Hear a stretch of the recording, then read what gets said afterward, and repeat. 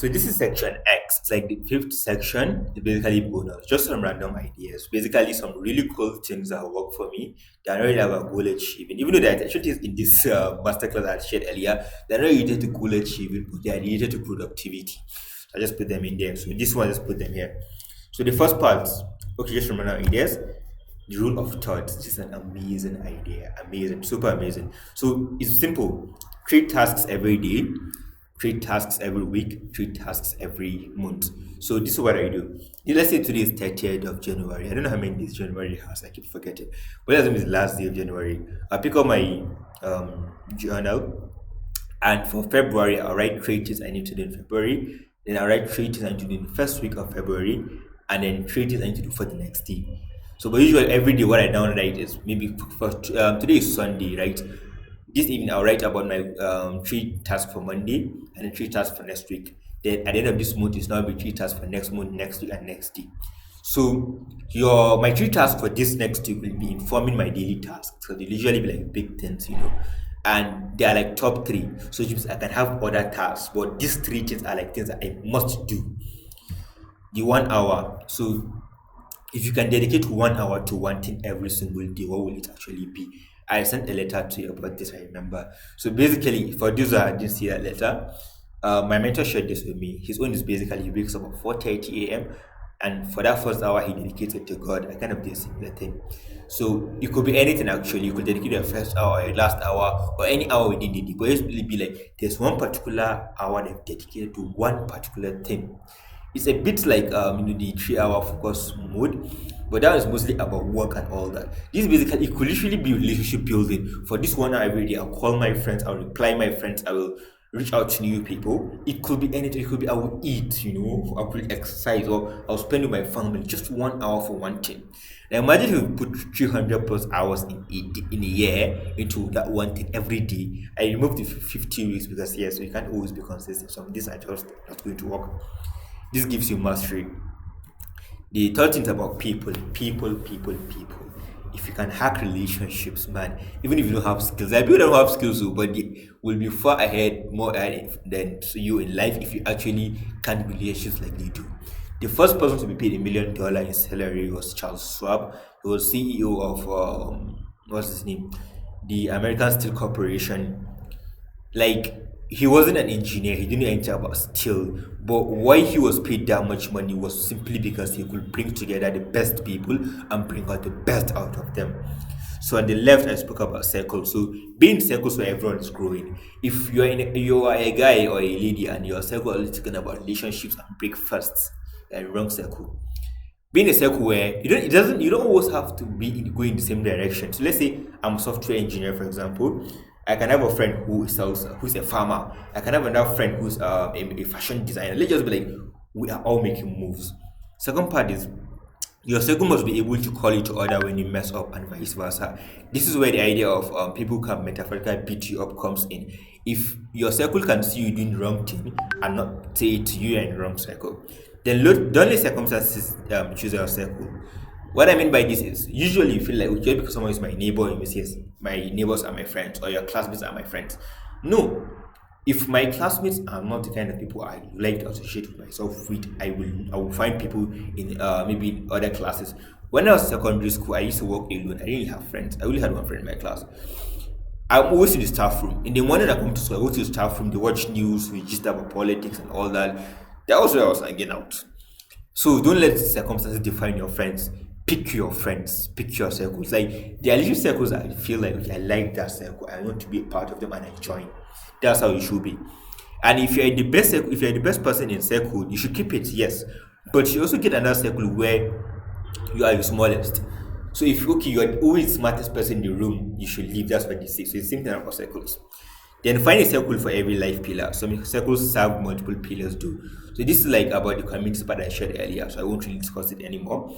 For every pillar, find a circle. And there are certain pillars who maybe this friend they are religious, they do business, they take care of their health. So yes, sometimes you have a circle that does multiple things. Then on mentors, so be wary of people with an illusion of success. There are people who on social media they are big, they're making moves, but when you meet them, they're trash. Be careful of them. They never asked for money. Leverage other people's. These are four things that I will list like you can always get from people, and they are the best. So other people's resources, other people's network, the people they know. If people trust you and you share your goals with them and you always achieve them, whenever you go to them and tell them, I would like to meet this guy, it seems like you know him or her, can you connect us? They will always be very happy to do it. Other people's experience, people are always happy to tell you what they have learned along with life and all that. Other people's influence, there are many things you cannot really get on your own. That's what I talk about. It's not about what you, it's about who you know. But the way they pick your phone and be like, I'm going to send my mentee to you, that's all you need. Or somewhere all you need to go is maybe you're at a meeting and you mention how maybe let me give an example. So let's say Abisu, for example. This guy connects for governorship of Kano. Abisu, maybe you know Abisu, for example. If you go to probably a lot of people in Kano and then probably as you're talking like, I yesterday I was with Abisu Kaza Kaza and he was mentioning about this and this. You don't need to talk about in detail how you know him. Just the fact that you're with him and he was sharing some things with you already gives you influence. So that's just basically of influence. Then find something you give. It could be your time, your skills, or gifts. Your time is basically volunteering to do stuff for them. Your skills, okay, maybe let's say you know how to do social media. For example, now a lot of my mentors are not really good with social media. So every once in a while, something like they could do better. I'll be like, you could improve your bio. And they're like, I mean, I don't know. I'll be like, give me your phone. I'll do it. You know, simple things like because you can't give them money, you can't give them experience. So what items you can do? Gifts. So let me give an example again. I don't know, I just like giving examples myself because I feel they're more relatable. So there's this time this blog, House of Fulani, posted this Balangu spot in Kaduna. Cool place. And the following week I had to meet one of my mentors. So I shared a time with him and then before I went, I called him like, can I send now man? He was like, yeah, who doesn't like me? I was like, cool. I went to the place God made for both I and him actually. I came, sat down, I gave him his own, I opened mine and we ate and he was enjoying and all. We just did. Now, this guy is probably has hundreds of millions of stuff. I got number probably less than 5k and it meant a lot to him. So what could you give them that would just make them feel like you appreciate and value them, giving you all that they're giving you? They respect their time and their access to you and your access to them.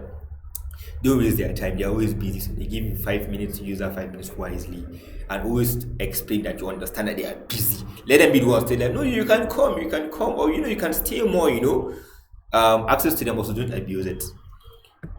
Gadgets and apps, so just post this, read it. It's self-explanatory, but I would explain the last part. Get the tasks app for your tasks. I use Google Tasks. Remember how I mentioned the idea of the rule of thirds? This is actually a screenshot from my own tasks app. Today I have top 3. My first week top 3, January top 3, then other things below them. Networking. So tips: don't ask for pictures unless that's all you want. Story time.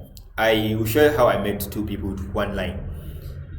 This is Dawisu of Kano and the teacher of Kaduna. It was events actually. So most times after event, we will go to them, snap pictures and all of that.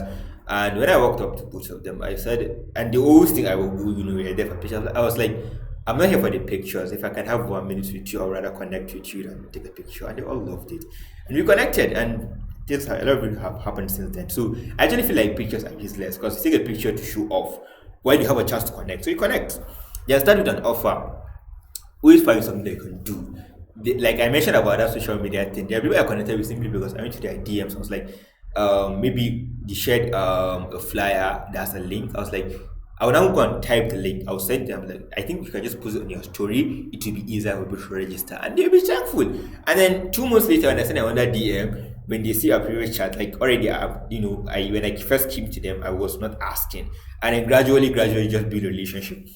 Then I have a reason for connecting and make it clear. Let them know why you're there. Because most time people go for money. So when you go and don't define why you are there, they may think it's money and begin to keep you aside. But when you're just like, hi, I noticed you attended ABU. I'm actually currently in ABU. And I think maybe you can just share some less because apparently a lot of awesome things in ABU. Shikena. And they will be happy like, okay, you just want some tips and you have to navigate the university life. Then have a personal page, have a line about yourself that's always going to work. Then be confident always. People don't like timidity. Now, another line you have on social media, You have events. Channels how you can reach people. So through social media, through events, and through introduction. Basically,